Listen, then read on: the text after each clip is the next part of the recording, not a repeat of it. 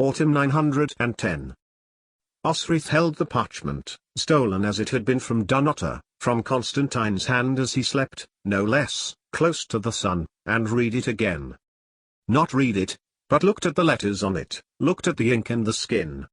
It was familiar to her, though Osric would not have been able to place it unless she had been at Kells and had had the privilege of serving Malmuir in sourcing the squid ink that the monks needed to complete the illumination on the manuscript.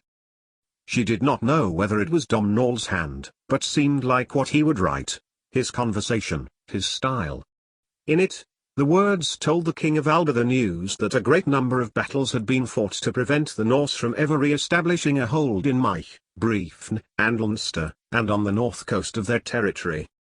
Osric felt her blade scabbard, at the marks on it.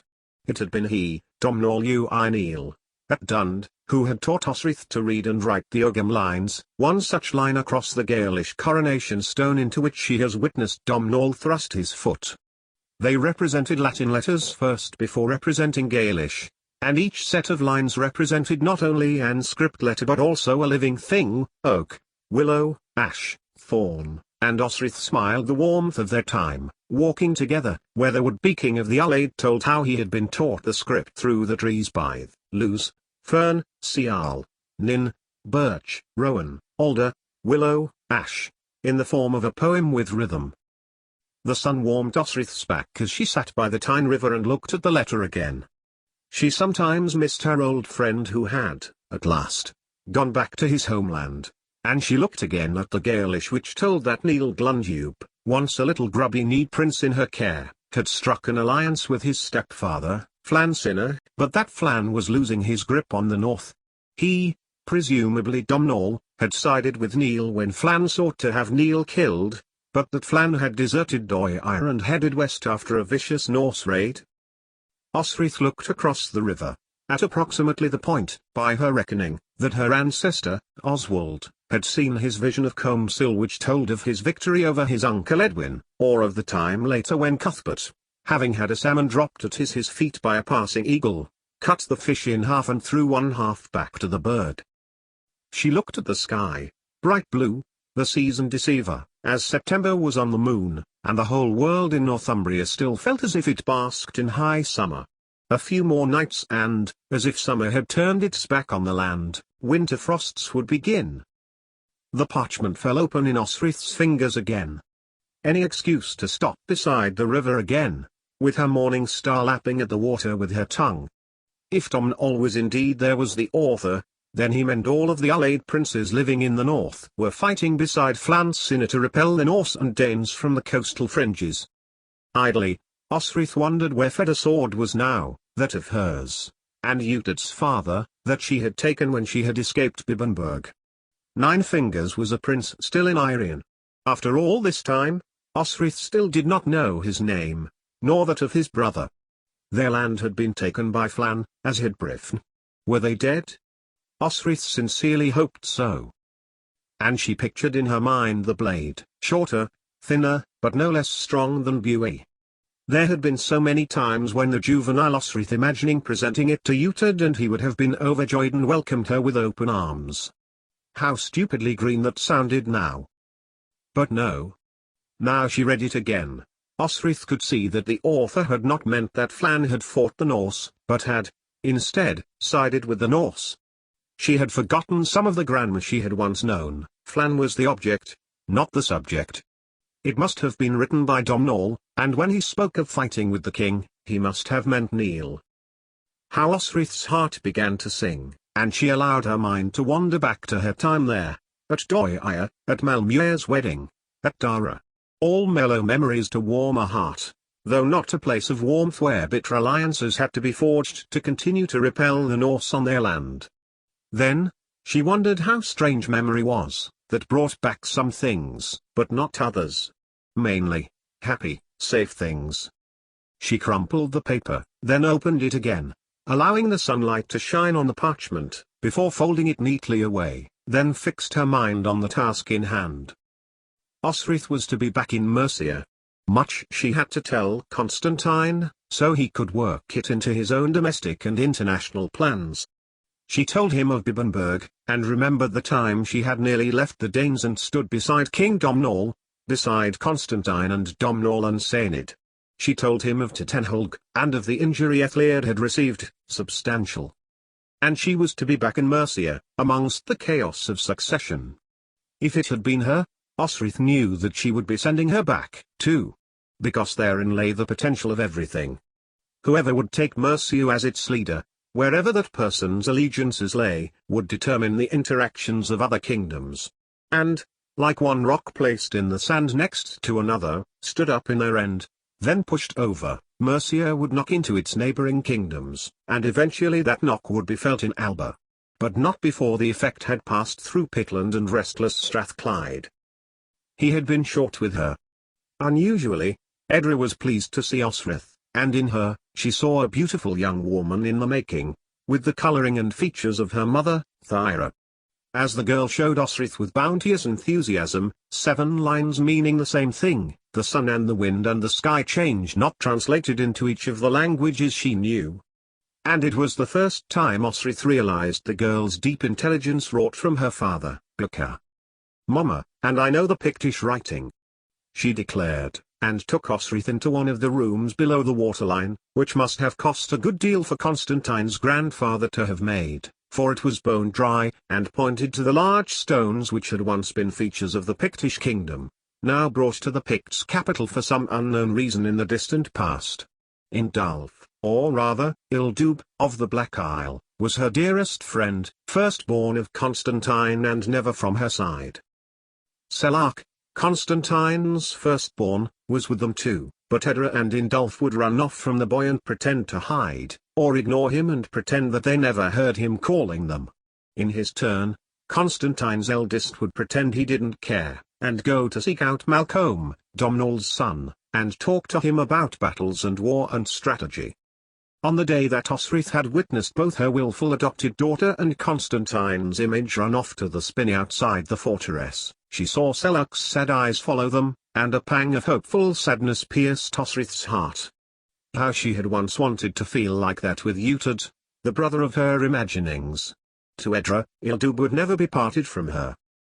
Yet, one day he would be.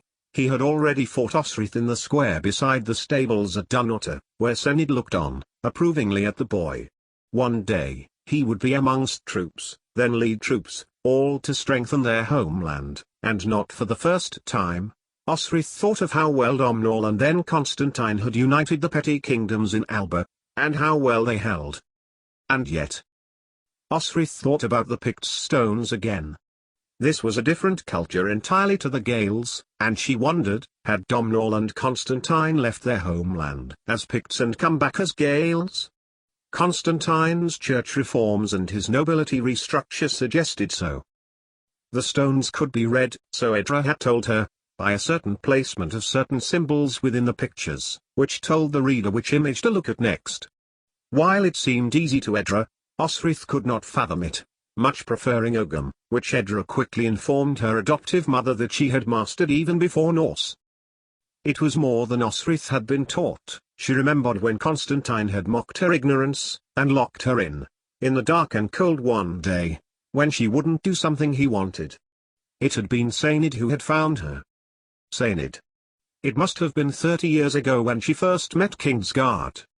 He must have been a young man then, though he was grown, and Osric was still a child.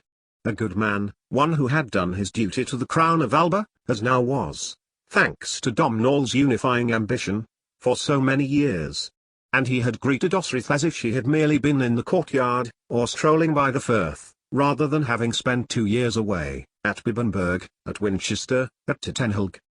And so it had been her dear friend with whom Osric had confided her secret, and not Constantine, not yet. It had been strange, for the potent life inside her, making itself known by the swelling of her stomach, by her voracious appetite, by her bouts of sudden lethargy, the babe was hers and Finan's alone. But she could not keep her joy from Saenid, who had touched her hand in the reassuring way he had about him, and presumed nothing of her that Osric was not willing to share. When she had finished, Constantine's chief guard smiled warmly, as if it could have been his own child, and kissed Osric on the forehead. She suspected Constantine knew she kept a secret, knew she concealed something, and he resented her for it. Not a hot anger, but a cold one, which is why it made it easy for Osrith to take the letter from his hand, and headed south to her duty. Osrith wondered whether Finan would, if he ever would, take this path north to Alba. He had asked her to marry him, and she had agreed, if only, he came to fetch her. So it was up to him, and she would wait, and if he never came, Osrith would never marry, and the child would grow up in Alba and speak Gaelish. At least it was the language of his father, and the culture of his father. And he might yet come. She had to go, Osrith knew, and she made to stand, from her very pleasant resting place beside the crackling water over small stones, and made to lead her horse through the trickle. East and these waters built, from a gentle dance over pebbles to a roaring tumult though deep channels until it met the eastern sea.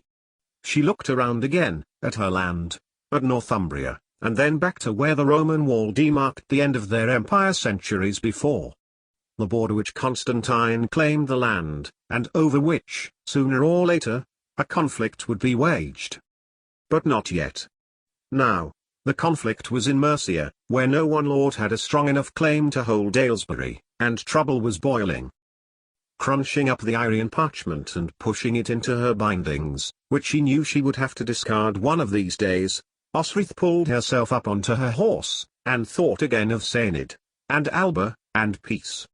It was where she was going to give birth to their child, of that, Osrith was determined, not in the war-torn, nascent, nebulous kingdoms of England, not Mercia, where she had sworn to fight, and could now no longer do that as a mother. And under no circumstances that odious kingdom of Wessex. 88,888,888. Yet, when she got to the ridge which gently sloped into the plain where Aylesbury lay, the familiar feeling of home passed over Osrith, and her eye looked forgivingly upon Aylesbury, its serene position, glimmering at the point on the horizon that drew the viewer's eye, wondering how much peace the city really did hold. Ethelred, if he was not dead, would be ill, and there were several family factions who would be fighting for power. She looked back over her shoulder again. Go on? Or go back? And back to what? This is where the spying would be most effective, and she could gather a great deal of intelligence. It was not as if the road down had been peaceful, although Osrith counted herself lucky she hadn't encountered much trouble down Ermine Street. 2 thieves were easily dispatched, and she had come across another lone traveller, who had turned out to be a travelling entertainer, with his dog. Eswe had seemed harmless enough, but still, Osrith slept with one eye open. But it had not made much difference to Eswe, who had slept, curled up nose to nose, with his dog, a blanket over him most of the night. And now there was a dark smudge ahead of her, like a storm cloud fallen to earth. Unmistakably a small band of soldiers. Osrith gripped Morning Star's rein as she watched it move. Danes? But she had passed over Watling Street, and Danes would not dare to be so close to Aylesbury. Unless ... it couldn't possibly. It was unthinkable that Aylesbury had been taken. Surely she would have heard. But if these were mercenaries, why were they riding such, and where were their foot soldiers? Osrith had little time to consider much at the speed the riders were coming, and she slowed Morning Star to a brisk trot, all the better to ignite her muscles if Osrith needed to make a quick getaway, and she withdrew Buey. A rider from the group broke first, and charged at Osrith, nearly knocking her blade from her hand with his own. That was the distraction. The real movement was to distract her long enough to not notice the rest of the men circle her, but unfortunately for them, Aldhelm had trained her, and she could see the men split off. She circled Morning Star round, smashing her blade flat on towards the now offensively swung blade. It was not enough to stop the thrust, but enough to slow it, and it caught Osrith's sleeve, leaving a red line across her upper arm. Another swung past her ear, and she only just ducked in time. "Mercenguard," she called, as another blade attacked her. "I am an auxiliary captain, made so by the Lord Aldhelm himself." Another, and this one even made the usually placid Morning Star stir on her hooves. This had done it. All bar one blade drew back at once, and Osith turned Morning Star in a tight circle to find the wide-edged weapon sweep near her temple. "Stop, I say!" Osrith demanded. "Since when do the Mercen Guard attack a stranger without first making his intentions known to them beforehand?" The soldier looked as if he was about to swipe at her again, when another man dashed the blade from his hand. The man looked outraged, but the first drew his horse closer, and grinned at her. "Osrith?" "Miral!" she exclaimed, then looked around at the green and gold-clad soldiers fall back into a clearly practiced position. It was just that such a formation seemed to be practiced now, one which would tire any company if every stranger were to be attacked first rather than conversed with. The warrior beside Miral held his sword high still, however. Osrith ignored him. "Why do you ride such?" she asked, as the company turned to ride back to Aylesbury, and only then she realized how long ago it was since she had last been there. "We have enemies. Enemies. Everywhere." But Osrith laughed. "Surely not." But Miral was not laughing, and Osrith straightened her face and remembered the dire situation she remembered her lord to be in. "Ethliad? Is he dead?" At this, Miral shook his head. "He is not dead, and I fear this is the problem. The lords do fight, and promise faction, because no decision can be made, no leadership can lead. Danes threaten. And who is this lord here, scowling at me?" Miral grinned again. "This is Bergd, the Lord Bergard's son." He nodded towards the unremitting young man, whose blade was still not sheathed. It was down, though, for Miral had lowered the boy's fist with his own firm hand. "I think I remember you," Osrith told Bergd. "You must have been a child when last I was here. Are you in your 15th/16th year?" Bergd stared at her, and said nothing. For that, Miral gave him a slap around the back of his head. "She is your captain," Miral declared. "She is every Mercen's captain," he continued. Then, as the rest of the guards cheered softly their approval, "You will answer her. Now." Berg turned his head slowly, insolently, towards Osrith. 16, he agreed, and Osrith's mind remembered a small child, of about 3, who had been chasing around after the young girl Eadith in the gardens, whose brother had forced Ethliad's hand. She had no more assassinated Ethelfled as she had harmed the girl. But there had been a vengeful, no, a calculated look in Eadwulf's eye, one conveying his resignation to life's struggles and deciding what was worth his effort. Aldhelm had told her their father had lost money gambling, but not at cards, at estates, between earldomen. Alfred had forbidden that sort of thing in Wessex, but, thankfully, Mercia was independent of Wessex and could decide itself. Plus, being a border country, rather than a stable, richer kingdom, Mercia's stakes were much higher, given that one could be a shawl in the morning and in the afternoon a lord. Plus, it benefited Ethliad, who would find people on an ad hoc basis if a land dispute became personal and land threatened the peace of Mercia. A royal guard was on the ramparts of the city of Aylesbury as Osrith slowed Morning Star. As she looked again, she realized it was not Mercen, but Wessex, and she felt her stomach lurch. More dire than even Miral suggested, if Edward had chanced to make his presence felt in Mercia. It meant he could smell the crown. He could feel more steps being taken towards a unified Saxon land, with Mercen identity annulled into one Saxon identity. "Care," Miral told her, as they rode through the gates, opened, at least nominally, by Mercens, for feelings run high. He allowed his guard to ride to the stables, nodding Osrith through past another of the guards, and he put out a hand to help Osrith down. "We cannot talk here," he added. They walked through the wide streets of Aylesbury, not cramped and tightly packed like the former Roman city of Winchester was. Aylesbury had the advantage of space round it, and though vulnerable to attack, was a well-fortified burg. At just above eye height the inner palisade wall ran, with an outer, taller and thicker main wall just beyond. Soldiers patrolled the palisade, and operated in the sun's turn pattern, each man moving to their right as the sun moved. This gave the advantage of being able to see different views about the city and, where a man may become complacent, staring at the same scenery, the view was always fresh and the soldier alert. Miral led Osrith towards the northern end of the city. From above, the soldiers here would be able to see Watling Street, the border of Daneland, and more soldiers were concentrated on this area of the fortifications.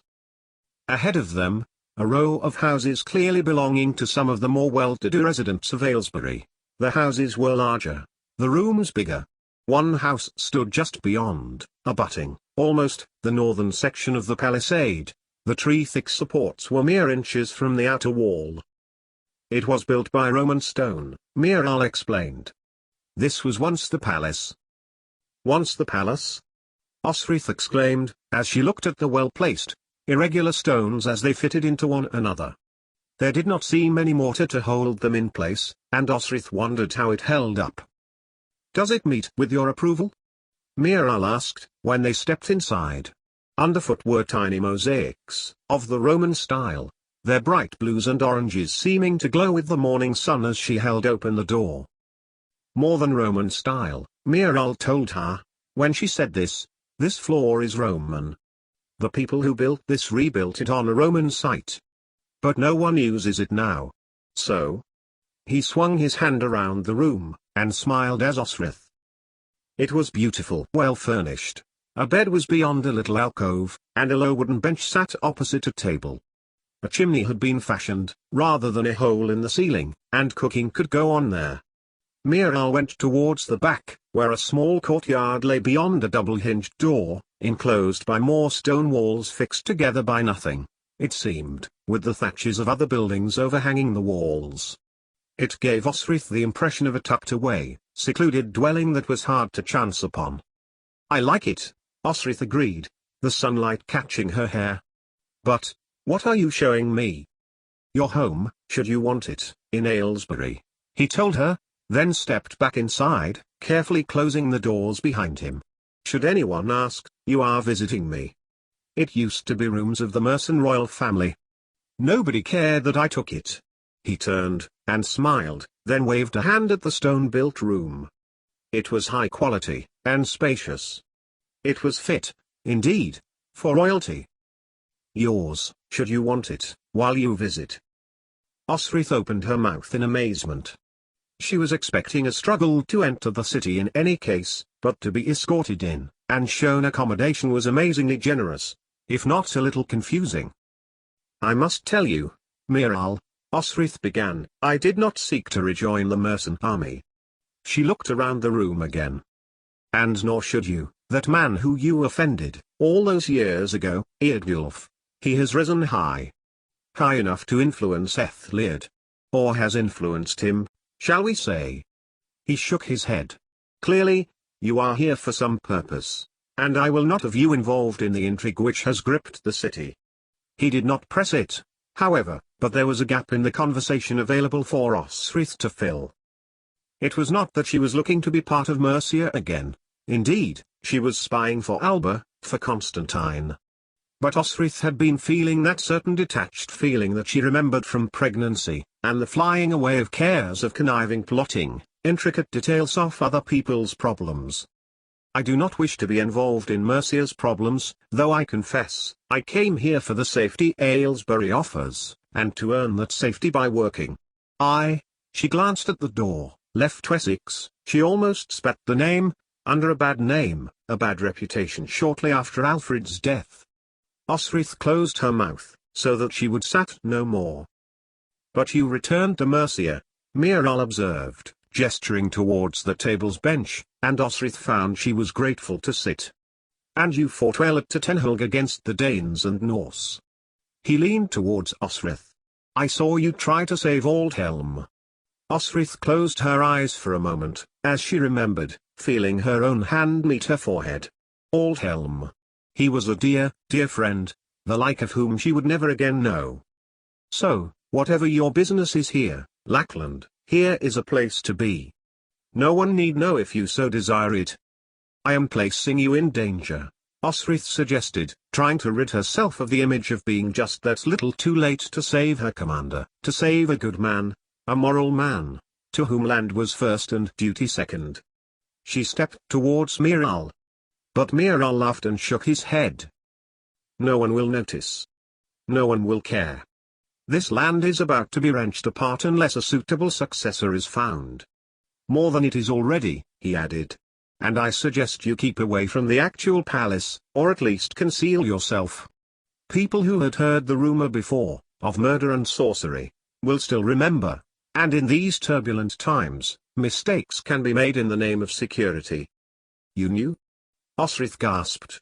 She found she had gripped the oak bench with her other hand and was holding onto it, hard. I knew. I also know these to be false. How could they be? He added, to reassure her. I spent years and years working alongside you, Osrith, saw you fight, saw you command men. People spread lies, people spread rumor, to gain influence, to gain power. You are safe here, Osrith, he reassured her. And you can stay here. It is out of the way, it is unused. It is generous, she nodded. It is haunted, so they say, Miral confessed. No one will bother you here. But Osrith shook her head. Even north of Wessex, there were no sire here, no Morrigan. Nothing would harm her here. Nothing haunts here, for me, at least. Shadow walkers, Miral said, with a quickness that betrayed thought. Osrith laughed, for she neither believed in nor had experienced these particular otherworldly creatures. This is kind, Osrith replied, nodding in agreement, deciding that and then that there would be no Osrith in Mercia when she was gone so far that her condition could not be concealed. That would bring more trouble, more difficulty. Constantine would have to put up with her in Alba, and for that, again, she would need silver.